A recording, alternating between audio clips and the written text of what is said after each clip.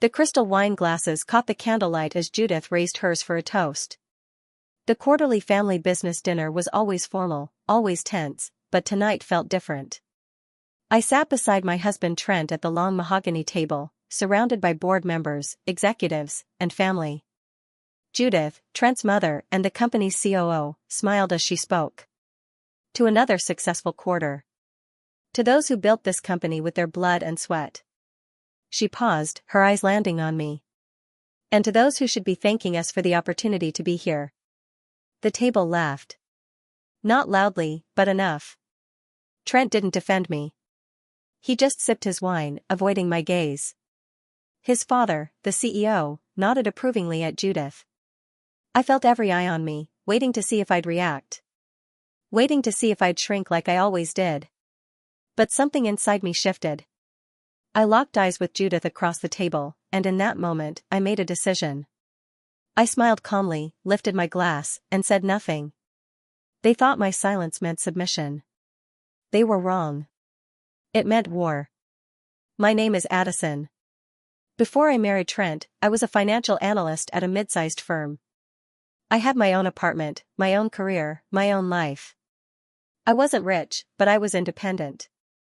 I met Trent at a networking event. He was charming, ambitious, and genuinely interested in my work. When he proposed after a year, I thought I was marrying a partner. Someone who saw me as an equal. His family owned a manufacturing company worth $30 million. When Trent suggested I join the business after our wedding, I hesitated. Leaving my job meant giving up my independence. But Trent insisted. We're building a life together. The business needs someone with your skills. We're a team, Addison. I believed him. I quit my job, gave up my apartment, and moved into Trent's house. I joined the family business as a financial consultant. That was 2 years ago. 2 years of slowly realizing that I hadn't joined a team. I'd walked into a cage. My first moment of doubt came 3 months in, when Judith introduced me to a client as Trent's wife, our decorative intern. Judith's favorite sport was dismantling me. She did it with a smile, in front of others, so I couldn't react without looking unstable. At a company meeting, she cut me off mid-sentence. Addison, sweetie, why don't you let the people with business degrees handle the complex stuff? I had a business degree. A better one than Trent's.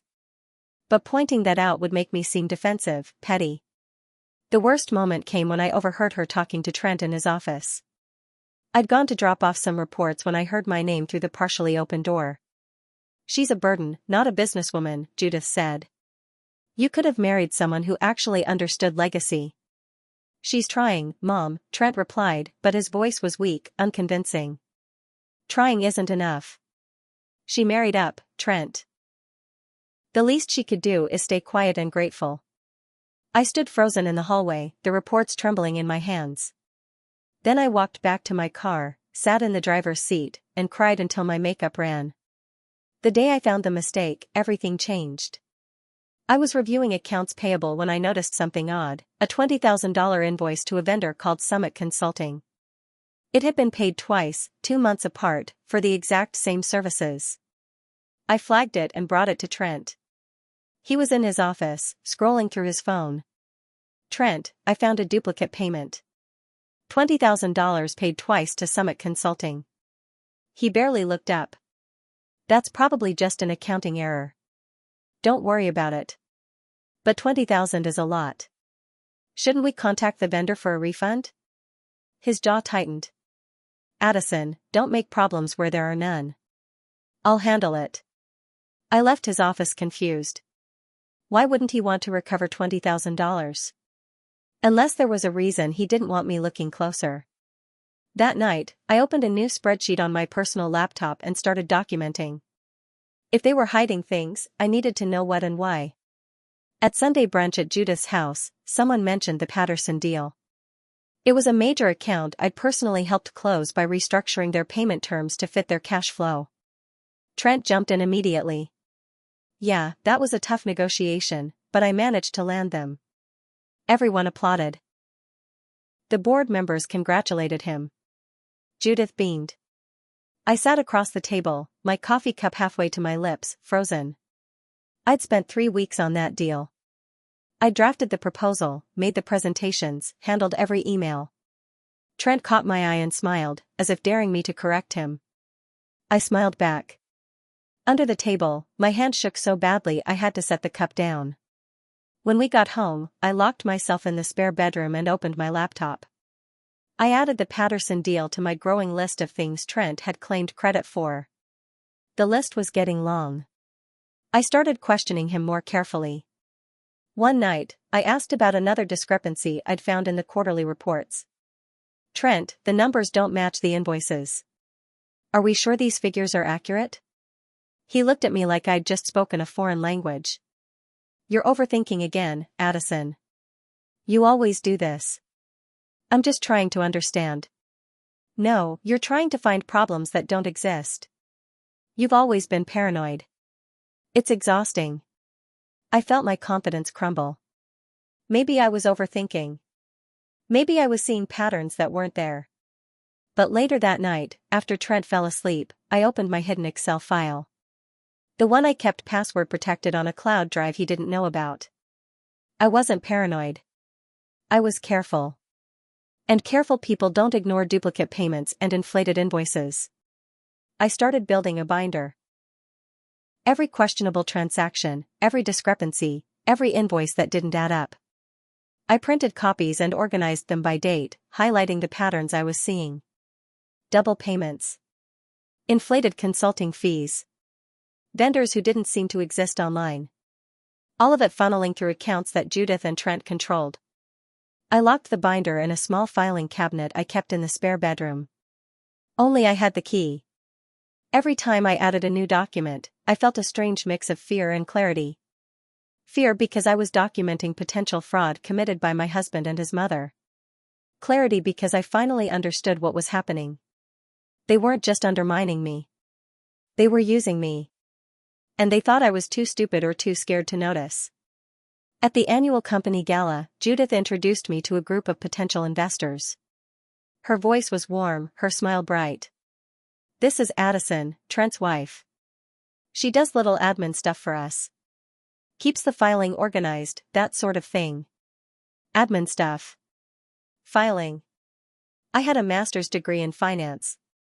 I'd closed 3 major deals in the past 6 months. I'd restructured their entire accounts receivable system. But to Judith, I was a secretary. A decorative accessory to her son. I excused myself, walked to the parking lot, and sat in my car. My hands were shaking, my vision blurred with tears. I called my old mentor, Patricia, the woman who'd trained me at my previous firm. She answered on the second ring. "I need help," I said, my voice breaking. "I think my husband's family is committing fraud, and I think they're setting me up to take the fall." Patricia was quiet for a moment. Then, "Tell me everything." Patricia connected me with an independent auditing firm. We met at a coffee shop far from the company's offices, and I signed a private contract. They would conduct a quiet review of the financial records I provided. "Tell no one," the lead auditor warned. "If they discover the audit before we're finished, they'll have time to cover their tracks." I agreed. I sent the first batch of documents from a secure email account I created specifically for this purpose. Subject line, "Audit initiated." I hit send and felt my stomach drop. There was no going back now. If Trent or Judith found out, I'd lose everything. My marriage, my place in the company, my reputation. But if I did nothing, I'd lose myself. Word started spreading that I was difficult. Unstable. Emotional. I overheard Judith on the phone one day. "She's always been a bit fragile, you know. Trent's been patient with her, but it's wearing on him." My own sister-in-law, Trent's sister Claire, unfriended me on social media. No explanation, just a quiet removal. People stopped including me in conversations at company events. Colleagues I'd worked closely with started avoiding me in the hallways. I realized what was happening. Judith was spinning a narrative. She was isolating me, making sure that when things finally fell apart, no one would believe me. I deleted Instagram that night. Deleted Facebook. Stopped checking my personal email except for messages from Patricia and the auditors. I focused on the plan. That was all that mattered now. The prenup came back to me one sleepless night. I pulled it out of my filing cabinet and read it again. Judith had insisted on it before the wedding. She'd made it seem like standard procedure for families with wealth. Trent had been apologetic but firm, "It's just to protect the business, babe. You understand." I'd negotiated with my own lawyer in secret. Buried in the standard clauses was something special. The prenup's protections were void if either party engaged in fraud or financial misconduct during the marriage. At the time, I'd added it as a safety net. Now it was my weapon. I read the clause 3 times, sitting in the dark spare bedroom, feeling calm for the first time in months. The audit took 6 weeks. When the report came back, it was worse than I'd imagined. Trent had been funneling company money into a private account. Over $200,000 in the past 18 months, hidden through fake consulting fees and inflated vendor payments. But there was something else. Something that made my blood run cold. My name was on some of the documents. My signature, forged on authorization forms I'd never seen. They were setting me up to take the blame if the fraud was ever discovered. I stared at the audit report, my hands shaking. They'd planned this. They'd brought me into the company, undermined me, gaslit me, and forged my signature to protect themselves. I wasn't just a disappointment to them. I was a scapegoat. I confronted Trent in our bedroom. I didn't bring the audit report. I just asked him directly. "Trent, have you been moving company funds into personal accounts?" He looked at me like I'd lost my mind. "What are you talking about?" I found discrepancies. Large transfers that don't match any legitimate business expenses. "Addison, you've always been unstable. You see conspiracies everywhere." He turned back to his phone. "This is exactly why Mom says you're not cut out for business." "So you're saying I'm imagining this?" "I'm saying you need help. Maybe therapy. You've been paranoid for months." I felt the familiar shame rising, the urge to apologize and back down. But then he said something that changed everything. "No one will believe you over me anyway." I smiled. "You're probably right." I walked out, went to the spare bedroom, and pulled out my phone. I'd recorded the entire conversation. His gaslighting, his dismissal, his admission that no one would believe me. Evidence. Beautiful, undeniable evidence. The auditors completed their final report. I had everything I needed. Documents, recordings, financial trails, witness statements from vendors who'd been confused about duplicate payments. I packaged it all carefully, preparing to present it to the board. But I didn't send it yet. I needed the perfect moment. A moment where the entire family would be together, where they couldn't scatter or deflect. The quarterly business dinner was in 10 days. The same dinner where Judith had humiliated me. The same dinner where Trent always took credit for my work. That was where I'd do it. That was where the truth would finally surface. I marked the date on my calendar and allowed myself a small, cold smile. 10 days. I spent them rehearsing what I'd say, how I'd present the evidence, how I'd stay calm when they tried to dismiss me. I tried on a black dress one evening, standing in front of the mirror in the spare bedroom. I looked tired. Thinner. But determined. "You don't have to be quiet anymore," I whispered to my reflection. The woman staring back at me wasn't the same person who'd cried in her car after being called a burden. She was harder now. Sharper. Ready. 3 days before the dinner, I found something else. A paper trail of Judith's consulting fees for work she'd never actually done. $25,000 paid to her over the past year for services that had no documentation, no deliverables, no proof. She'd been stealing from her own company. And she'd been doing it while calling me a gold digger. I added it to the file.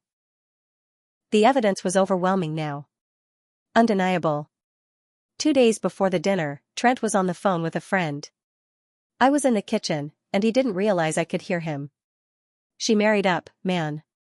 Way up. Now she's just a glorified secretary who thinks she runs things." His friend laughed. Trent laughed too. I stood at the sink, my hands in soapy water, and felt nothing. Not hurt. Not anger. Just cold, clear focus. I was ready. The night before the dinner, I couldn't sleep. I lay in bed next to Trent, watching the ceiling, feeling strangely calm. Tomorrow, everything would change. Tomorrow, I'd stop being invisible. I thought about all the times I'd swallowed insults, accepted blame for things I didn't do, smiled while being dismissed. All the times I'd wondered if I was crazy, if I was the problem, if I deserved the way they treated me. I whispered into the darkness, not after tonight. The morning of the dinner, Judith cornered me in the hallway at the office. Her smile was sharp, her voice low. Don't embarrass Trent tonight, Addison. Know your place. I looked at her for a long moment. Then I smiled. You first. She blinked, confused. I walked past her, feeling lighter than I had in months. The dinner began exactly like last time. Crystal glasses, candlelight, the same mahogany table. Judith raised her glass for a toast, her eyes finding mine across the table. To another successful quarter. To those who built this company. She paused. And to those who should be thanking us. The table laughed, just like before. But this time I didn't shrink. I smiled. Funny you say that, I said, standing up. Because I brought a few receipts. The room went silent. Trent's face went pale. Judith's smile froze. I walked to the head of the table and connected my laptop to the projector. The first slide appeared on the wall, a summary of duplicate payments. 20,000 here, 15,000 there. All paid to fake vendors, all authorized by Trent. Gasps echoed around the table. Board members leaned forward, squinting at the numbers. The second slide, Judith's consulting fees. $25,000 for services never rendered, documented with timestamps showing she'd been out of the country when the work was supposedly completed. The third slide, my forged signature on authorization forms. Judith turned pale. Trent stared at the wall, his mouth open. I narrated calmly, my voice steady.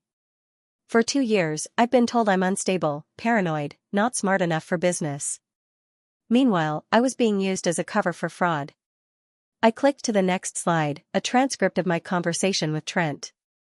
His voice filled the room through the laptop speakers. You've always been unstable.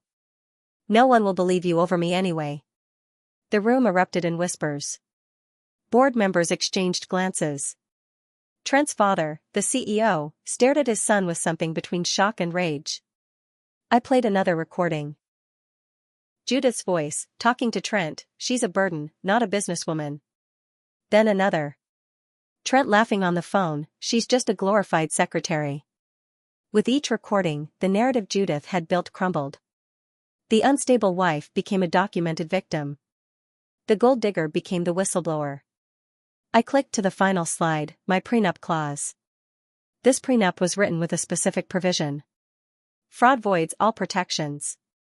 Which means Trent loses his claim to any assets acquired during our marriage. I looked at Judith. Including his shares in this company, which were gifted to him after our wedding. A board member, Harold, spoke up. Is this audit verified? By an independent firm. I have the full report here. I handed him a bound copy. He flipped through it, his expression darkening. This is extensive. I pulled out another document. I'm also filing for divorce. Effective immediately. Trent finally found his voice. Addison, please. We can talk about this. We're done talking, I said. You're done gaslighting me. You're done using me. Judith stood up, her face red. This is absurd. She planned this whole thing to steal. Harold cut her off. Mrs. Judith, you'll need to answer for these consulting fees. This appears to be embezzlement. Her expression cracked for the first time. She looked at me, her voice a whisper. You planned this. No, I said calmly. I earned this. You taught me to document everything, to be careful, to pay attention. I just learned better than you expected.